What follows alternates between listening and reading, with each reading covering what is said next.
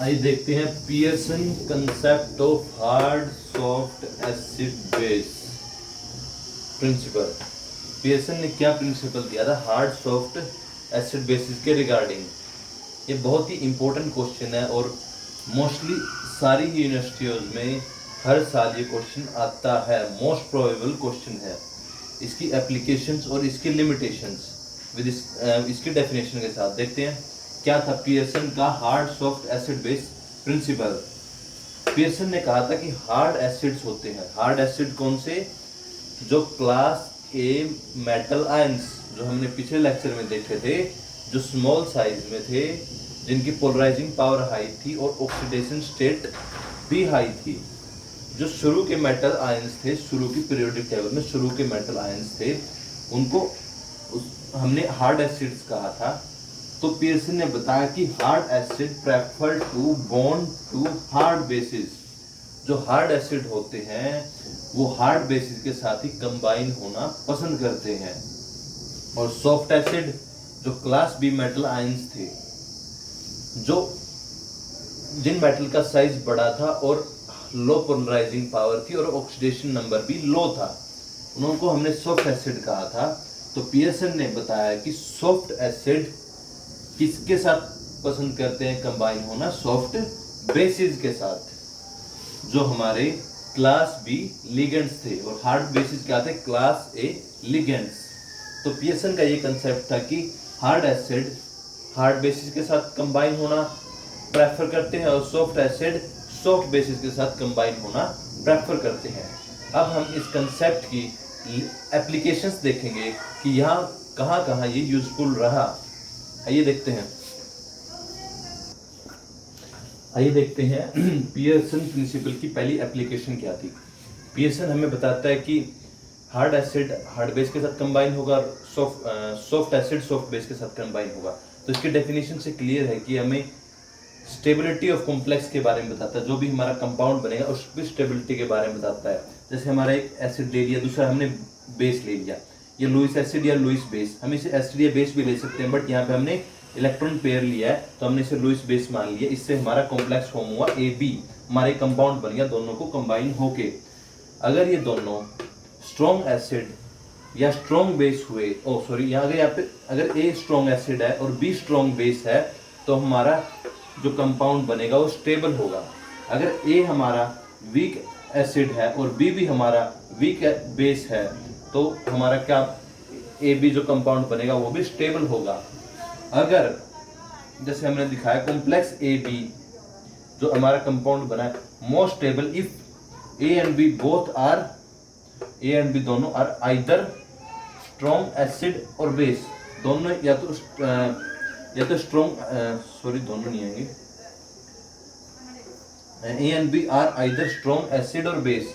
अगर ये दोनों A भी स्ट्रॉन्ग है B भी स्ट्रॉन्ग है तो क्या बनेगा? हमारा स्ट्रॉन्ग कॉम्प्लेक्स।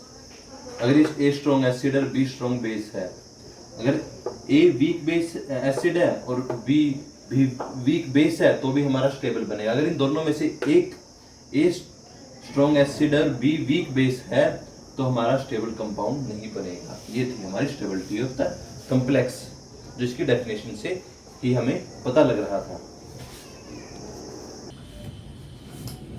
आइए हम इसकी दूसरी एप्लीकेशन देखते हैं। वो भी इसके डेफिनेशन से ही क्लियर है कि हम hard acid and hard basis को कैसे डिफरेंशिएट कर सकते हैं। हम hard acid and hard basis को उनकी चॉइस ऑफ बॉन्डिंग के आधार पे हम डिफरेंशिएट कर सकते हैं। मींस जो हार्ड एसिड होगा वो हार्ड बेस के साथ ही रिएक्ट करना पसंद करेगा, या कॉम्प्लेक्स बनाना पसंद करेगा, या कंपाउंड बनाना पसंद करेगा। वहीं एक सॉफ्ट एसिड सॉफ्ट बेस के साथ ही कॉम्प्लेक्स बनाना पसंद करेगा। ये इसकी दूसरी एप्लीकेशन थी। Acid and bases can be classified as hard और soft depending on the choice of their bonding. Means अपनी बॉन्डिंग के चॉइस के आधार पे ही हम उनको हार्ड और सॉफ्ट एसिड बेस में डिफाइन या डिनोट कर सकते हैं। एक एग्जांपल से देखते हैं। जैसे Na पॉजिटिव सोडियम आयन है, वो क्या हमारा स्ट्रॉन्ग एसिड है, इसकी स्ट्रॉन्ग कैपेबिलिटी है प्रोटॉन को डोनेट करने की। वही हमारा hydroxyl ion OH negative ion, ये क्या है? स्ट्रॉन्ग बेस है। ये दोनों इसलिए कंबाइन करते हैं और एक क्या बनाते हैं, stable compound, that is sodium hydroxide. तो ये था इसका एग्जाम्पल। अब हम डिस्कस करेंगे इसकी तीसरी एप्लीकेशन के बारे में। आइए तीसरी एप्लीकेशन देखते हैं पियर्सन प्रिंसिपल की, जिसमें उसने बताया है कि पॉइजनिंग ऑफ मेटल कैटालिस्ट। इसका क्या मतलब हुआ? बेसिकली हम देखते हैं कि जो मेटल का सरफेस होता है उसके ऊपर एक परत चढ़ जाती है, और फिर जो हमारा मेटल ऊपर की परत होती है जिसमें कैटालिस्ट होते हैं, जो दूसरी मेटल के साथ रिएक्शन होता है वो हो नहीं पाता। उसको हम कहते हैं पॉइजनिंग ऑफ मेटल सरफेस। ये मेटल सरफेस का पॉइजनिंग क्यों हो जाता है, ये पियर्सन ने अपने कंसेप्ट से बताया। उसने बताया कि सॉफ्ट मेटल्स जैसे निकल है हमारी सॉफ्ट मेटल है, वो सॉफ्ट एसिड है, एंड प्लेटिनियम है वो हमारा सॉफ्ट एसिड है, वो क्या हो जाते हैं, are easily poisoned with CO। जो कार्बन मोनोऑक्साइड है जो हमारी गैस है उसके साथ इजिली पॉइजनड हो जाते हैं, जो कि हमारा सॉफ्ट बेस है। पॉइजन होने का मतलब क्या हो जाता है, हमारे जो मेटल है उसके ऊपर इसकी परत जम जाती है। क्यों जम जाती है? क्योंकि निकल और प्लेटिनियम ये सॉफ्ट एसिड है और कार्बन मोनोऑक्साइड सॉफ्ट बेस। और पियर्सन ने बताया कि सॉफ्ट एसिड एंड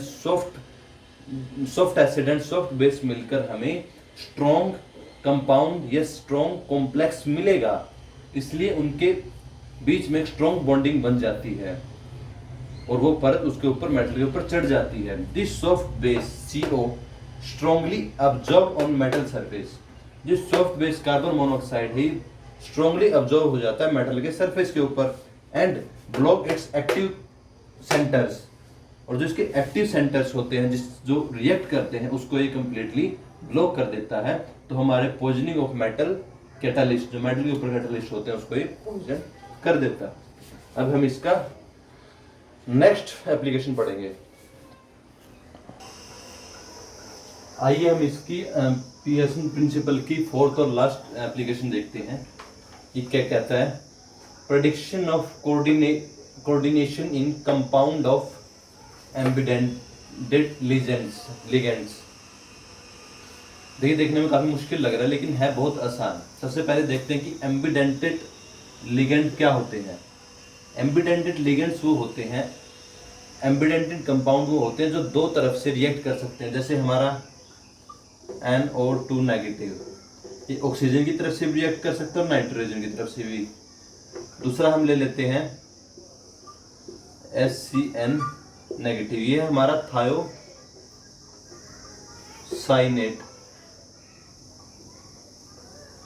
ये हमारा एम्बिडेंटेड लिगेंड है। मींस ये N की तरफ से भी रिएक्ट कर सकता है और S की तरफ से भी। तो हमारा एम्बिडेंटेड लिगेंड हुआ।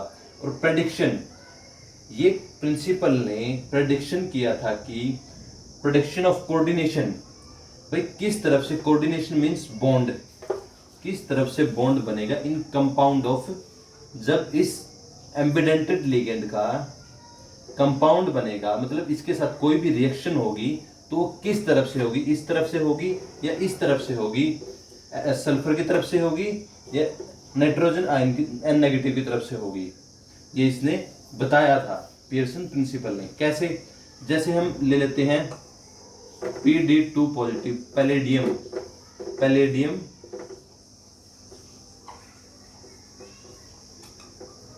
ये हमारा सॉफ्ट एसिड है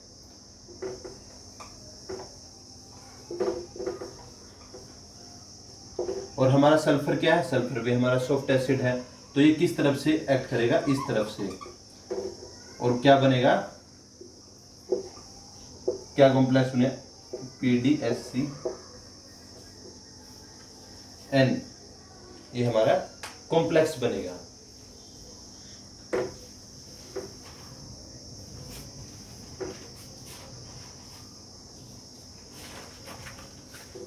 अब देखते हैं हम, ये हमारा थायोसाइनेट था, CO2 positive, carbon dioxide 2 positive ion, ये हमारा हार्ड एसिड है। और हमारा N नेगेटिव नाइट्रोजन आयन भी हार्ड बेस है। तो ये किसकी तरफ से रिएक्ट करेगा, ये करेगा नाइट्रोजन की तरफ से रिएक्ट और क्या बनाएगा,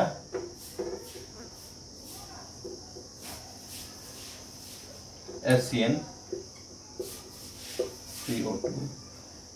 कंपाउंड। ये हमारा इसकी एप्लीकेशन खत्म हो जाती है यहीं पे। अब हम देखेंगे इसकी लिमिटेशंस। सॉरी, ये CO बनाएगा सिर्फ, 2 पॉजिटिव आयन इसके साथ कंबाइन कर जाएंगे, HCnCO। ये इस साइड से हमारा ये कंपाउंड बनाएगा।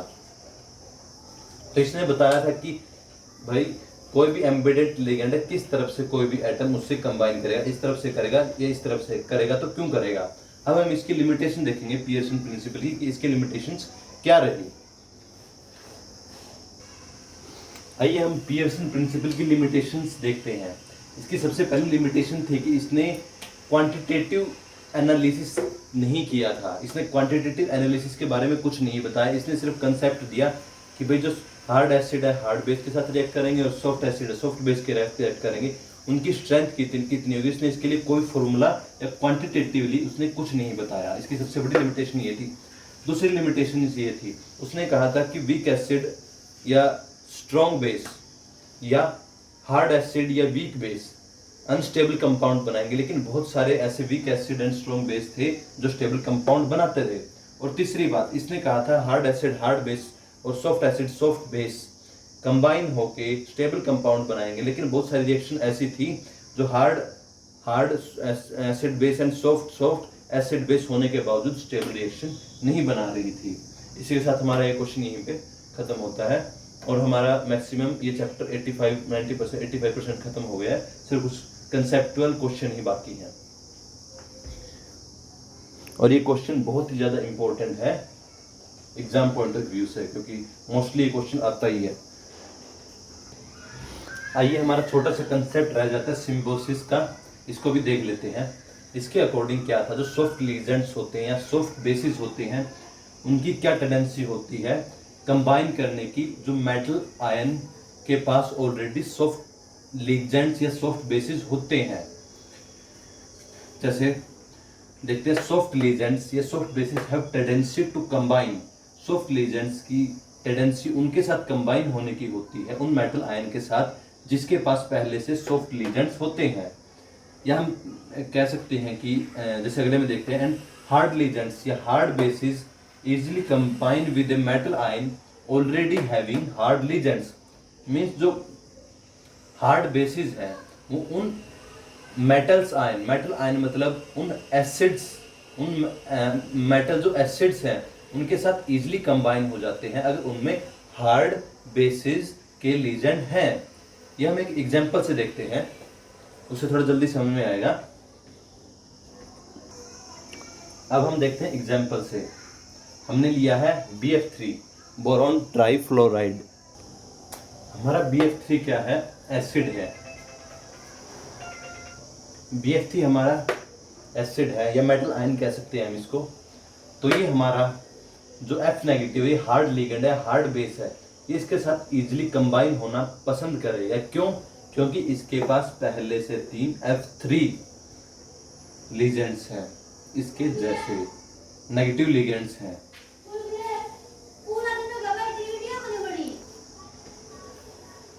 तो ये क्या बनाना पसंद करेगा, BF4 नेगेटिव। तो हार्ड लिगेंड है, अगर इसमें हार्ड लिगेंड है जो F हमारे फ्लोरीन के 3 एटम है तो ये हार्ड लिगेंड के साथ बनाना इजीली पसंद करेगा। ऐसे हम देखते हैं H नेगेटिव, ये हमारा सॉफ्ट लिगेंड है, हमारा सॉफ्ट बेस है, बेस कह सकते हैं, सॉफ्ट बेस है। तो ये BH3 जो एक सॉफ्ट एसिड है, इसमें ये हमारा S नेगेटिव क्या है, सॉफ्ट बेस है। इसमें हमारे सॉफ्ट एसिड में 3 सॉफ्ट लिगेंड है, 3 सॉफ्ट बेसिस H3 या हाइड्रोजन है। तो इसके साथ ये इजिली बॉन्ड बनाना पसंद करेगा, इसके बना के BH4 नेगेटिव बनाएगा। ये था हमारा सिम्बोसिस, जिसमें क्या था, जो हार्ड लिगेंड्स है वो उस एसिड या मेटल आयन के साथ बॉन्ड बनाना पसंद करेगा जिसमें हार्ड लिगेंड यहाँ पे F नेगेटिव मौजूद हो। ऐसे ही सॉफ्ट लिगेंड या सॉफ्ट बेस जैसे H नेगेटिव इस सॉफ्ट मेटल आयन या सॉफ्ट एसिड के साथ बॉन्ड बनाना पसंद करेगा क्योंकि इसमें पहले से 3 हाइड्रोजन मौजूद है। तो क्या बनेगा, BH और नेगेटिव। इसी के साथ हमारा आज का लेक्चर खत्म होता है और हमारा मैक्सिमम 90% सिलेबस खत्म हो जाता है, सिर्फ कॉन्सेप्चुअल क्वेश्चन ही कुछ बचे हैं। थैंक्स।